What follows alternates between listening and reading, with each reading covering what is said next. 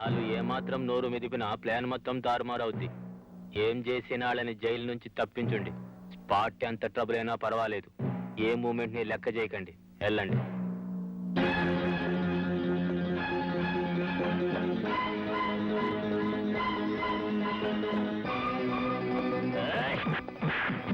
నీలకంఠం మనుషులు మా మనుషులు విడిపించుకోవడానికి వచ్చాం. ఆ సంగతి మీకు బాగా తెలుసుగా. ఎవరు కదిలినా సరే బూడిదైపోతారు. మీరు సెల్లోకి వెళ్ళి మా వాళ్ళని విడిచిపెట్టండి.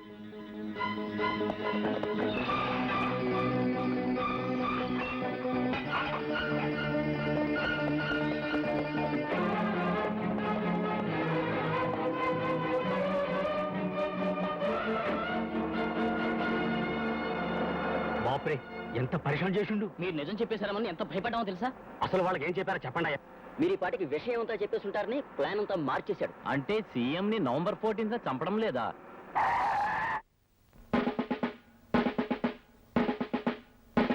వాళ్ళు మీ మనుషులు కాదురా, నా మనుషులు.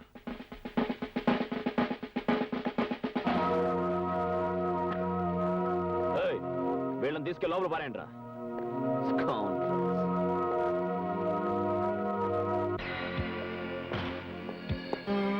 ఏం ఇన్స్పెక్టర్, రారా తీరేద్దాం. పదరా పోలీస్ స్టేషన్ కి. గాడి దాటితే బాగుంటుంది. రా కూర్చో. నీతో ఆడుకోవడానికి రాలేదురా రాస్కల్, అరెస్ట్ చేయడానికి వచ్చా. పిచ్చాడా, నువ్వు ఎన్నిసార్లు మా చేతులకి ఓడిపోలేదు. ఇంకా బుద్ధి రాలే. మేం పెట్టింది తిని మా కాళ్ళ దగ్గర పడుండు. ప్రాణాలతోనైనా బతుకుతావు, లేదా పాటెట్టేస్తాం. వారెంట్ ఉన్నది. వారెంట్లు గీరెంట్లు ఏమీ లేవు. It's my own decision. ఎవరు అడ్డం వచ్చినా వదల్లా.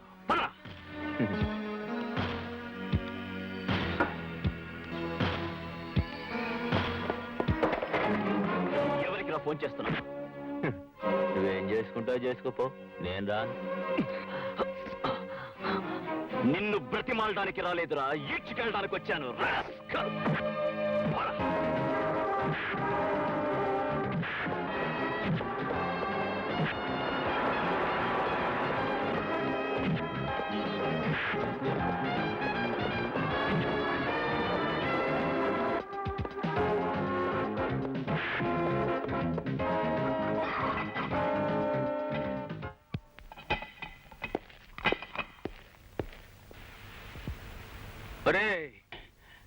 అన్నా, మనం గీడ నుంచి తప్పించుకోవాలంటే ఒకటే మూమెంట్. ఏంది? నువ్వు నా ముఖం పగలేటట్టు కొట్టు. నేనన్నా? కొట్టరా, కొట్టు.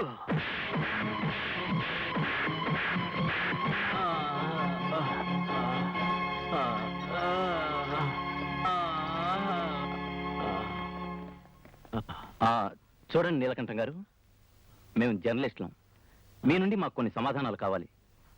పోలీస్ సెల్లో ఉన్న మీకు ఈ దెబ్బలు ఎలా తగిలాయి? కంచె చెన్ని మేస్తే ఏం చెప్పాలా?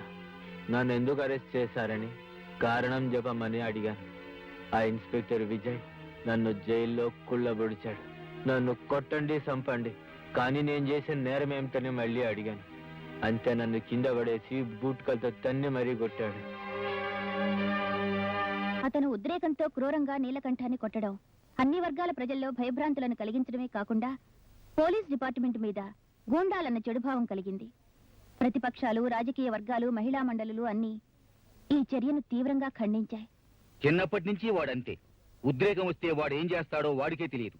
మనిషిగా తప్పు చేస్తే మందలించొచ్చు, కానీ ఆఫీసర్గా తప్పు చేస్తే ఊరుకోవడానికి వీల్లేదు. వెంటనే పిలిపించు. సార్, ఇంక ఈ విషయంలో నన్నే అడగద్దు. వాడిని అరెస్ట్ చెయ్యాలి, చేశాను. అంటే ప్రభుత్వం నీకు అధికారం ఇచ్చింది నీకు నచ్చని వాళ్ళందరినీ జైల్లో తీయడానిక? ఒక్కడు నీ గురించి మంచిగా చెప్తున్నారా? ఏ పేపర్ చూసినా న్యూసెన్సే. సార్, లంకకెళ్ళి రాక్షసులను అడిగితే రాముణ్ణి కూడా దోషే అంటారు. ధనం చేతిలో ధర్మం బందీ అయినంత కాలం నాలాంటి వాడందరికీ విరోధి అవుతాడు. ఏంది పెద్ద ధర్మపణాలు చెప్తున్నావు? ఏ ధర్మం ప్రకారం అతను అరెస్ట్ చేసినావు? మానవతా ధర్మం ప్రకారం. ఇంతకీ అతను ఏం నేరం చేశాడో చెప్పు. నేరం చేస్తాడని. నేను చాలా సీరియస్ గా అడుగుతున్నాను, చెప్పు. ఏంది అతను చేసిన నేరం? అది మీకు చెప్పకూడదనుకున్నాను సార్, కానీ ఇప్పుడు తప్పడం లేదు. ఆ నీలకంఠం మాజీ హోమ్ మినిస్టర్ కలిసి మిమ్మల్ని హత్య చేయడానికి కుట్ర పన్నారు అని కలగన్నావా, నువ్వు ఊహించుకుంటున్నావా? ఇది ఊహ కాదు, కళ కాదు, నిజం సార్. మిమ్మల్ని దక్కించుకోవడం నా బాధ్యత. నన్ను దక్కించుకోవడానికి నువ్వెవరు? నేను వాడి చేతిలోనే చావాలన్న నుదుట రాసుంటే ఆ దేవుడు కూడా నన్ను కాపాడలేడు. నా సంగతి నువ్వు పట్టించుకోబాక. సెక్రటరీ, ఆ నీలకంఠాన్ని తక్షణమే రిలీజ్ చేయమని డీజీ ఫోన్ చేయి. సార్, తొందరపడవని రిలీజ్ చేయకండి సార్. జై, నువ్వు ఇంకొక మాట కూడా మాట్లాడటానికి వీలేదు. బాధ్యత మర్చిపోయి ఒక రౌడీలా ప్రవర్తించినందుకు నేను సస్పెండ్ చేస్తున్నాను. ఈ పరిస్థితిలో డిసిషన్ తీసుకోకండి సార్. నేను మిమ్మల్ని కాపాడుకోలేకపోతాను సార్. మీరు కావాలంటే ఆ తర్వాత నన్ను ఏమో చేయండి సార్. ఈ టెన్షన్ రిలాక్స్ అయ్యే వరకు నన్ను సస్పెండ్ చేయకండి sir. Sir please sir, please sir. ఒకప్పుడు స్టూడెంట్ గా సస్పెండ్ చేసిన నిన్ను ఇప్పుడు ఉద్యోగస్తుడిగా సస్పెండ్ చేయక తప్పడం లేదు.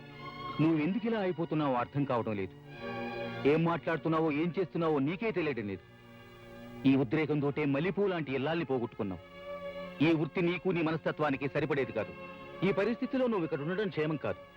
ఎక్కడికైనా దూరంగా వెళ్ళి హాయిగా కొత్త జీవితాన్ని ప్రారంభించు. Sir sir sir